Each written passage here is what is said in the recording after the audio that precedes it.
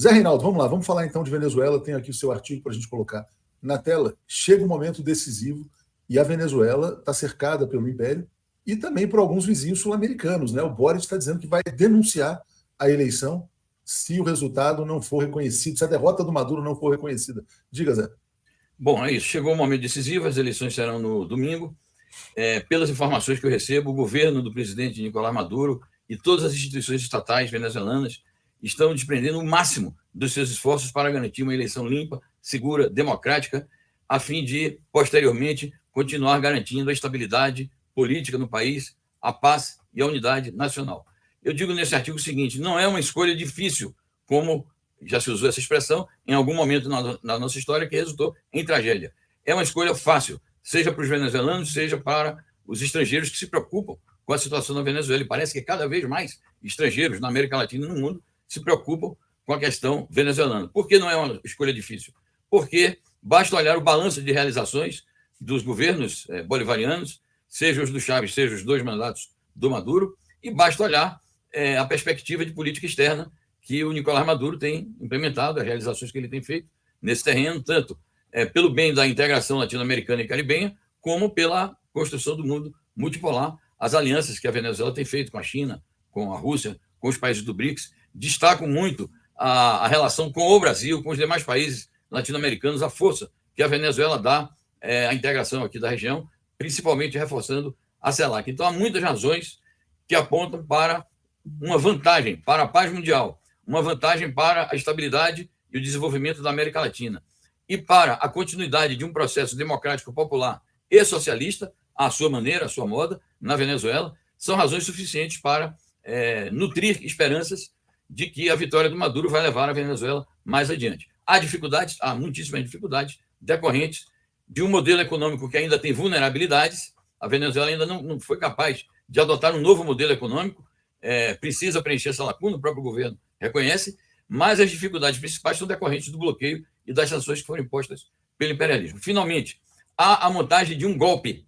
Eles estão tentando criar uma situação de que agora o Globo resolveu dizer o seguinte, finalmente, né? Não, as urnas são seguras, o sistema eleitoral venezuelano é bom, mas o governo está perseguindo, mas nesses dias eleitorais o exército está nas ruas, mas a oposição está sendo calada. Bom, eles próprios mostraram na televisão ontem o grande comício que o principal adversário do Maduro fez. Então, eu não sei que oposição está sendo calada é essa. Mas, como disse aqui o nosso querido Rodinei Flores, há uma trincheira implantada dentro da Venezuela, que é a embaixada da Argentina, e quiçá outras que estão atuando como focos de rebelião, focos de subversão e focos de preparação de um golpe. Então, fiquemos atentos. Exatamente. Bom, vamos lá, Natália, vou te passar antes o comentário do Ricardo Tristão. A Revolução Democrática Bolivariana do povo da Venezuela não se submeterá à escravidão assalariada capitalista do imperialismo. Natália, como é que você está vendo esses dias finais de campanha? Passo também para falar sobre essa fala do Boric, né? Que ele disse que irá acionar organismos internacionais se Maduro não respeitar as eleições na Venezuela. Diga, Natália.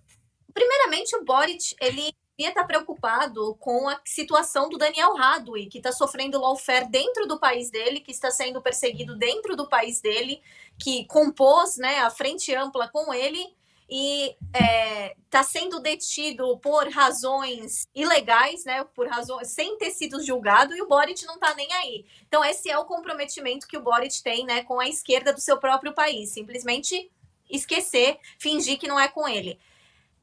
Esse movimento dele, a gente não pode esquecer que o Boric sempre teve essa postura de, não sei, progressista da Califórnia, que também é uma pessoa que parece que tem vergonha de ser latino-americano, sul-americano, esquece disso, né?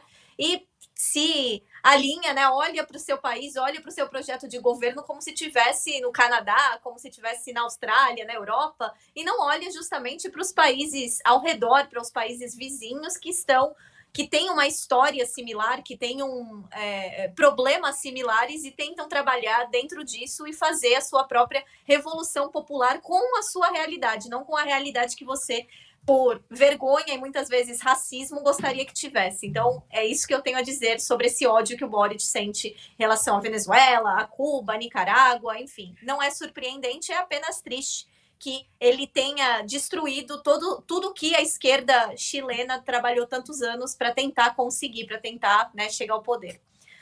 Em relação à Venezuela, ontem o Brian me mandou, até me acordou de madrugada, mandando diversos vídeos, né, dos comícios do Maduro, comícios lotados, comícios, né, com muitas e muitas pessoas nas ruas. As pessoas querem que o governo continue, as pessoas acreditam, né, na Revolução Bolivariana, e as pessoas, além de tudo, é importante lembrar que muitas das pessoas têm consciência que todas as dificuldades e durezas que eles passam não é por conta do governo, e sim por conta da arbitrariedade do imperialismo em relação aos bens da Venezuela. O fato do governo da Venezuela ser forte, enfrentar o imperialismo e falar o nosso petróleo não é seu, o nosso petróleo é do povo venezuelano, irrita o imperialismo. E agora as pessoas têm que pagar essa conta porque tem um governo que está tentando proteger o que é deles. Então as pessoas têm essa consciência, por isso continuam apoiando, né, a Revolução Bolivariana, a Revolução Chavista, e com certeza vão continuar por muitos e muitos anos. A Luciana fala que o Boric é um servo do Império. E só para a gente finalizar esse tema aqui, ó, Celso Amorim desembarcando na Venezuela, ocasião de demonstrar que a democracia está consolidada. Zé, como é que você acha que vai ser a posição brasileira, né, ao final do resultado eleitoral? Bom, essa matéria, eu li essa matéria, diz que ele deve chegar em horas da noite, ele deve estar pegando um avião agora, portanto, que vai se encontrar primeiramente, segundo a agenda que foi divulgada com o chanceler, Ivan Gil, chanceler da Venezuela, vai manter contatos com representantes de todas as candidaturas, tanto a candidatura do Maduro quanto as oposicionistas. Não vai fazer aquele trabalho de visitação em sessões eleitorais, não é a função dele.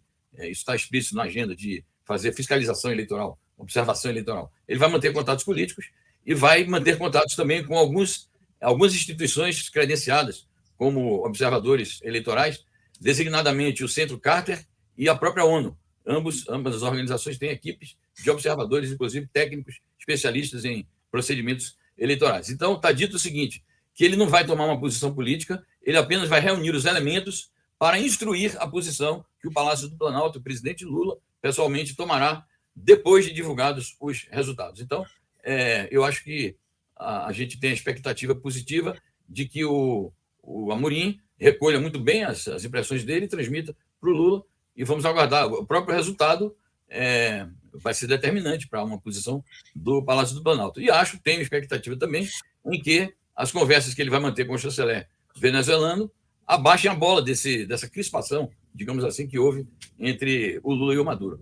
A discussão entre o Lula e o Maduro poderia ter ficado ali na frase da camomila. Até ali eu acho que estava bem resolvido. O Lula disse uma, o Maduro disse outra. Depois houve extrapolações. Então acho que o Amorim vai levar talvez uma boa dose de camomila e vai trazer também uma boa dose de camomila para cá.